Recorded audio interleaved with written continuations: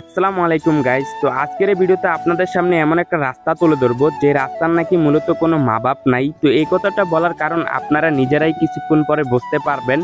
তো আপনারা যে এখন রাস্তাটা দেখতে পারতেছেন, এটা মূলত আমাদের সূর্যপুর বাজার থেকে কোটকান্দি যাওয়ার রাস্তা, কোটকান্দি থেকে আবার সূর্যপুর আসার রাস্তা, আবার এদিক দিয়ে কোটকান্দি থেকে নোয়াপুষ্কিনি যাওয়া যায়, আবার কোটকান্দি থেকে সাহারপাড় কুড়ুমপুকুর যাওয়া যায়।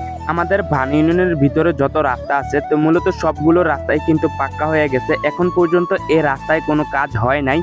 তো অন্য অন্য যত রাস্তা আছে সবগুলো রাস্তাতে মোটামুটি ইট বালি পাথর ফালানো হয়েছে। এখন পর্যন্ত এই রাস্তায় কোনো ইট বালি পাথর কিছুই ফালানো হয় নাই। আমাদের রাস্তা সূর্যপুর ফরাজিবাড়ি ডিপকল থেকে শুরু করে একদম সাহারপাড় পর্যন্ত পুরোটা রাস্তায় কিন্তু এরকম। আবার এই দিক দিয়া সাহারপাড় থেকে কুড়ুমপুকুর পর্যন্ত পুরাটাই কিন্তু পাকা হয়ে গেছে। আবার আমাদের সূর্যপুর বাজার থেকে ফরাজিবাড়ি পর্যন্ত পুরাটাই পাকা হয়ে গেছে। শুধু আমাদের সূর্যপুর ফরাজিবাড়ি ডিপকল থেকে শুরু করে একদম সাহারপাড় পর্যন্ত এটুকু রাস্তার কাজে কিন্তু এখন পর্যন্ত বাকি আছে।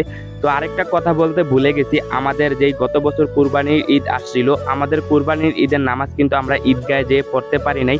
তার কারণ হচ্ছে আমাদের এই রাস্তার অবস্থা কুরবানি ঈদের সময় এতটাই বাজে ছিল যে আমরা ঈদগাহেও যাইতে পারি নাই নামাজ পড়ার জন্য। সবাই সবার মসজিদে নামাজ পড়ছে, মানে আমাদের যে মসজিদ আছে মসজিদে নামাজ পড়ছে, ঈদগাহে কেউই যাইতে পারে না হেঁটে। এখন যে রাস্তাটা আমরা দেখতে পাচ্ছেন, এটা কিন্তু মেঘ ছিল গতকালকে, এটা কিন্তু গতকালকে মেঘ আসছে। আমি আজকে ভিডিও মানে একদিন পরে ভিডিওটা করছি আর কি। যদি গতকালকার অবস্থা আপনারা দেখতে পারতেন, মানে গতকালকে আমি যদি ভিডিওটা করতাম তাহলে কিন্তু আরো প্রচুর পরিমাণে কাদা থাকতো। তো কিছুক্ষণ আগে এদিক দিয়ে একটা অটো গেছিল, তো অটো ড্রাইভারের অবস্থা পুরো কান্দামুক্ত হয়ে গেছে। উনি বলতেছে আমি যদি কোনোদিন বেঁচে থাকি তাহলে এই রাস্তা দিয়ে কোনোদিনও আসবো না। তো অটো ড্রাইভারের বাড়ি ছিল প্রায় নোয়াপুষ্কুনি, মানে ওনারা বেকারির মাল দেয়। আমাদের সূর্যপুর বাজারে যে দোকান আছে, দোকানে বেকারির মাল দেয়, বন রুটি এগুলা দেয় আর কি দোকানে। আপনাদেরকে কিন্তু পুরাটা রাস্তা ভিডিও করে দেখানো সম্ভব হবে না। তো ওই দিকের অবস্থা কিন্তু আরো বাজে, পুরো সারপার পর্যন্ত। তো আমরা হাঁটতে হাঁটতে চলে আসছি আনোয়ার কাকার বিল্ডিং এর পিছনে। তো মূলত এই জায়গায় কিছুক্ষণ আগে অটোটা কাটছিল, ওনার অবস্থা একদমই খারাপ হয়ে গেছে।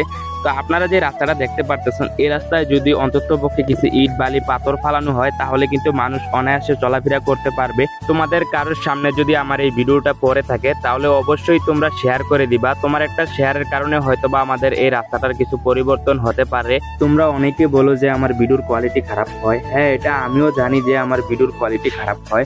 এখন আমি বলবো আমার ভিডিওর কোয়ালিটি খারাপ হওয়ার কারণ, আমার ফোনটা হয়েছে অ্যান্ড্রয়েড ফোন দিয়ে ভালো কোয়ালিটির ভিডিও করা যায় না। হ্যাঁ, তোমাদের সাপোর্ট যদি পাই অবশ্যই পরবর্তীতে ফোনটা চেঞ্জ করার চেষ্টা করবো। আমি আবার এডিট করতে পারি না, যদি এডিট করতে পারতাম হয়তো বা এই ফোন দিয়েই ভালো কোয়ালিটির ভিডিও দিতে পারতাম। ইনশাল্লাহ ইউটিউব দেখে এডিট করা শিখতেছি। তোমার ছোট ভাইয়ের যদি কোনো ভুল ত্রুটি হয়ে থাকে অবশ্যই ক্ষমা দৃষ্টিতে দেখবেন। ইনশাল্লাহ দেখা হচ্ছে পরবর্তী কোনো ভিডিওতে।